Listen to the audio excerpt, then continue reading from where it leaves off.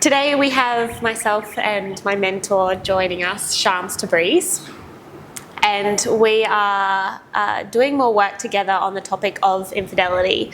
We're going to be discussing why can't you end a relationship that's hurting you.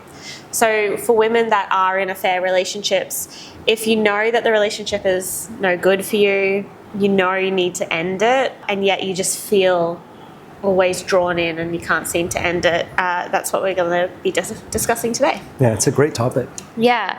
So I've got some points of reasons why you can't end it. There are so many reasons and not every situation is the same. One is their fear of the partner withdrawing the love as soon as you set the boundary to end it, even on a romantic sense. Yeah, that's very real. And of course, that's very much in the now, meaning that these are experiences that people are having in the moment. Women are having this experience of fearing leaving because of then the withdrawal of love. And I think when we allow ourselves to see it, perhaps even that plainly, we may be able to discover what lies behind it. There is a fear of losing love, of not being loved. And to the point where you're even willing to compromise yourself, or women are willing to compromise themselves to have some semblance of love that doesn't ultimately fulfill them. And so there's a recognition that this is unfulfilling. Otherwise, the thought of leaving them wouldn't even arise. And yet, they're not incapable, but they find it difficult to withdraw because there is this deep sense of loss within them that will overwhelm them.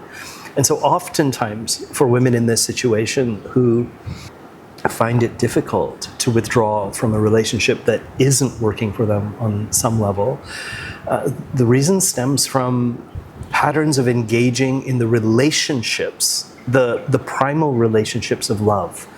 And this can often relate to our parents. And not feeling safe to be loved in the way that you deserve to be loved, in a way that feels easy and healthy and natural. And so you are the one who is always having to ensure that you control your environment to preserve love. Yeah, and also when you're saying the relationship with your parents, it's as if you be all parts of yourself, then you will lose their love. And so you have to mold and fold into their needs and desires in order to continue to be loved. Absolutely. And this speaks to disempowerment. Yeah, losing yourself. Exactly. And so to see it from that perspective as well. And notice that when we say these things, there's no judgment in it at all. But this idea of individuals, women or men, who feel, in a sense, incapacitated, or it's difficult for them to make strong choices for their well-being, that is because they are on so many levels disempowered. And to see that with gentleness, with kindness, just with wise eyes. And, disempowerment in one area of life doesn't necessarily translate into disempowerment in other areas of life. And so to free yourself to just see things more clearly in that regard. And then it becomes something that you can address. Yeah, I think it's when we cannot see things, then we're just repeating it without knowing why we continue to feel hurt or pulled into a direction that's not serving us. Exactly. In one of the unseen things, a big pattern that is in affair relationships that I see often is manipulation and partners not taking full responsibility. Women often hold, and I say women because we're talking to women, but this dynamic can be switched to men and women, where when you want to break it off, then you're the one that's been insensitive or the problem, or stringing them along this whole time, or the blame gets fully put onto you, and then you feel this need to care for them because you don't want to hurt them, but then in this process of caring for them, you're neglecting to feed yourself. Exactly. And it comes back to the same thing, this this fear of withdrawing because you'll lose a love. And so the manipulation then can step in, because there can be a recognition by your partner that, hey, this person is withdrawing, and that partner may not want you to withdraw. Yeah. Right? They don't want you to withdraw, and so then begins the manipulation. And I've had people ask me before in similar situations, but I don't feel that my partner is manipulative. I don't get this sense that they operate with manipulation. The love is real, it's pure, so on and so on. Well, let's give even those individuals the benefit of the doubt and say that manipulation doesn't always have to show up as a conscious intent to control. Yeah. It can be a very passive, almost reactive response. Let's say in this example, by the male partner, when the female partner makes the decision that she wants to withdraw for whatever reason, she's unfulfilled, but then the male partner not wanting to end this relationship in whatever form it has been, will say or do things that cause that their partner to want to lean in again. It's a sense of brokenness almost, play to the brokenness. Yeah. It can cause them to show up more. And then in the showing up more, suddenly you're getting the needs met that caused you to withdraw in the first place. And then so suddenly you're feeling fulfilled again. And this is where like the cycle of a relationship never getting healthier or ending continues. Correct. And keep in mind that if you were to objectively observe this, you would see that your true fulfillment needs, or let's say it differently, your true needs are never completely fulfilled. Yeah. It's just enough to keep you engaged. And again, whether this is intentional or manipulative or passive, the effect is the same, where your needs are never fully met. So that's what's happening objectively from the perspective of the relationship itself. And then within your own heart, you are feeling compromised because there's an element of compromise that is a known entity to you. Yeah. It's a known thing. And often this is where I would encourage people to look at their own upbringing, their own family dynamics, to see how is it that a stage was set for me to experience life in this way, for me to feel not worthy to be completely cherished and loved and supported and fulfilled in all moments. For all that I am and all that I need. With the topic of manipulation, I feel like it can be such a heavy word and also such a punishing word, a shameful word, and also a scary word, because the concept of, oh my gosh, is there something happening to me that I can't see? That can also be frightening. But I think like what it comes down to is this, it's the desire to get our needs met, but in an unhealthy, indirect way. And at the end of the day, that's not serving, it's not clear. Exactly. And it leaves you hurt in the process. Absolutely. And if let's just alter the word. So in my work, I speak about beliefs and patterns. So beliefs are ideas, thoughts that we hold about ourselves and the world and about other people. And then patterns are the behaviors and responses and reactions that we have formed over time that define our way of interacting with the world. Yeah. And many people who are unfulfilled are literally, they have adopted beliefs and patterns that truly don't serve them, but they can't see it. Yeah. And this is why the focus can be, so even if we're speaking about manipulation, it's a pattern. It's a pattern that has formed over time, a pattern of behavior that causes you or your partner to act in a way that fulfills a need, but is it truly fulfilled? That is the question then to be asked. And if you can see it as plainly as this, very objectively, one of the things we talk about often is pay attention. Yeah. Like really be mindful. I prefer the phrase pay attention because mindfulness is now equated to meditation. But if you just pay attention, notice everything in every moment, how you feel, what's going on, what are the thoughts that are running through your mind, you will become ever more present with yourself, and you will be able to identify what your needs are and what your patterns are. You can shine a light on those patterns, and that's when you have the powerful moment of being able to choose to now respond to life differently. Yeah.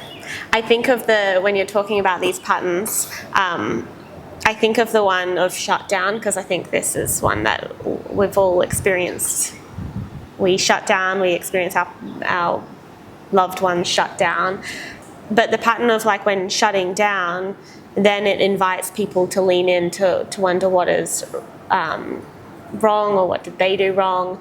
But it's not actually being able to step forward and communicate, hey, when this is happening, this then comes up in me, and this is how I feel. Exactly. Yeah. We are social beings. That's who we are in this world, and we're so accustomed. It's ingrained in us to be sensitive and responsive to the people in our lives.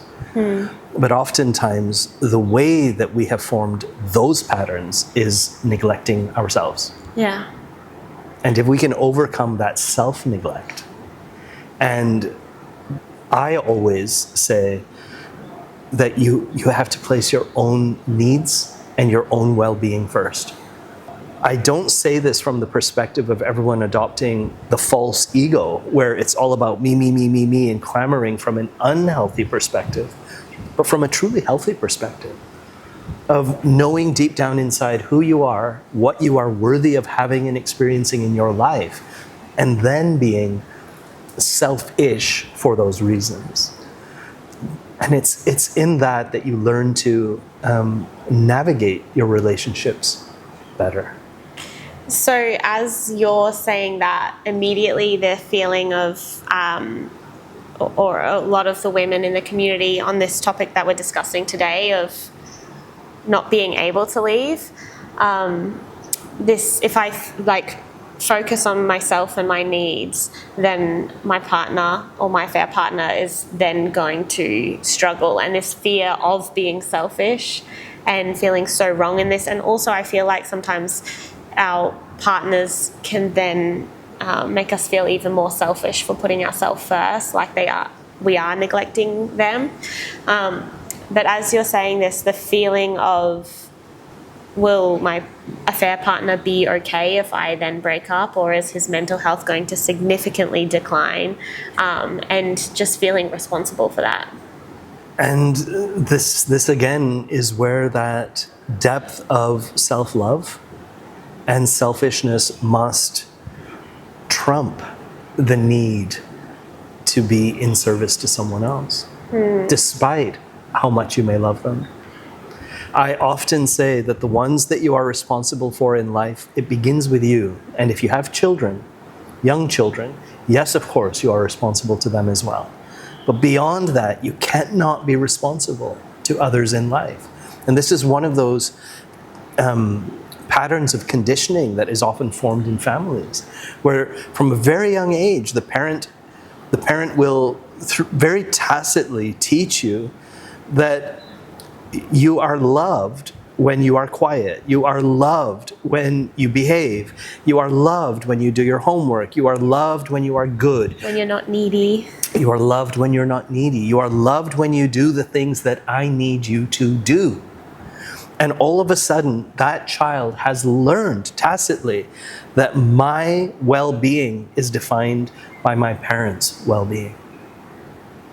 And this is one of the great flaws in the way that we're raising our children in this world, where, and it happens because as adults, we are unfulfilled and life is stressful and difficult, and we need things to be running as smoothly as possible. And children often are, they don't have that same mindset. But if you see what I'm describing here, we rob our children of that sense of self-awareness that is so critical to well-being in life. And then, of course, we grow up to be adults who are always placing the welfare of others before our own. Yeah. Pleasing and, others come first. Can attest to that. Yeah, and so it's a paradigm shift. It stands against family mores, community values, religious ethics. All of these things will say serve. Yeah. You find your fulfillment through serving others. Yeah. And yes, there is, of course, truth in that. There's tremendous truth in that. But serve yourself as well, Yeah. right? Yeah, you got to do that. Yeah. Yeah. Another point is all the fear of losing their validation. Like all your worth and validation is tied up in your partner, and you feel like you've never been loved by anyone more than that person has. And the fear of if you then end it, you lose that completely. I think that comes back to our first point of feeling like you'll never get it again. Will it be around the corner? It's this idea of scarcity. Yeah. Yeah. Right? And we've all come to experience scarcity in the world. There's not enough water in California. There's not enough food in certain parts of the world. It's this idea of scarcity the idea alone has become an epidemic. And it's just not real. It's just an idea. It's a belief. And this is what I was referring to when we were speaking earlier. I tend to focus on beliefs and patterns that we have formed that then interfere with our ability to move in a healthy way through life. Yeah. One of these beliefs is that there is such a thing as scarcity. And you'll say to me, many people will say to me, oh, but that's been my experience. If I don't hold on to this insufferable job that I have, I'm going to be destitute. And so I just have to compromise my sense of ethics and I have to do this horrible thing. But no, there's always a way. There's always a way. And it's the same thing in relationships. Yeah. We form an understanding often early in life that relationships aren't easy, that receiving love is not easy, that there are conditions around being loved. And then we carry those beliefs forward in life. And it's almost as if we have blinders on and we can't see any other way of interacting. And so we invite experiences that reinforce that. Yeah, because in the pattern, if love was scarce, then you're holding onto it in childhood, like craving more and more from an empty cup. And then that same pattern repeats itself in adulthood when you're free, really, to choose for better experiences. Exactly. And the contrary of that experience is someone who enters life feeling empowered and filled with a sense of love and ease within herself as a result of that. Yeah. And she shows up in this world and she almost carries an aura, which then... Of worth. Right? And so... You have all seen people like this who just embody that almost as a natural quality. Well, I hesitate to say that probably 99 times out of 100, it wasn't purely a natural quality. It was, I'm sure, intended for them to experience that, but they grew up in an environment that enabled them to feel safe and loved and valued in the world, right? Yeah. And not alone. Yeah. Not needing to shrink. Yeah. Not needing to prove merit, prove your worth. Yeah. Shrinking. It's like shrinking into the box in order to get it somehow, but it's... Exactly. Yeah. And so the work becomes very much about learning to identify these beliefs and patterns and alter them. Yeah. And in that process, you discover wounds that you have been carrying and emotions related to those wounds that simply need to be acknowledged. That often is the greatest impediment to our ability to free ourselves, is just honoring the pain that we have suffered in the past, really, truly, deeply honoring it, and then through that, shifting our way of being in the world, our idea of the world, and the way in which we are operating. Yeah, when you say honoring and also just seeing it, because when we can see it, then we can move through it. Absolutely. To notice something, as you said, to see something immediately, in a sense, disempowers it. Yeah. Now, if you're looking at something that is beautiful and powerful, you're not intending to disempower it, of course. But I'm talking about those patterns that are denying us the freedom that we wish to experience in life. Yeah. By seeing it, whether we're seeing something outside of us or even something within us, something that is part of our beliefs or patterns, when you see it, it disarms it. Yeah. And it becomes much easier. Yeah. Beautiful. So, Shams and I both have a private mentorship where you can heal a lot of these beliefs and patterns. We also have a support community where you can join other women that are in affair relationships and seeking support through that. So if you are wanting to end these patterns for good, there absolutely is a way. These patterns don't just come up in affair relationships, and even though right now, if you are going through that, the experience seems significantly larger or more painful, but the patterns underneath that still stand, and they're ones that will continue to repeat unless we shine a light on them. So we can support you with that, and yeah. Thank you, Kate. Yeah, thank you for joining us today.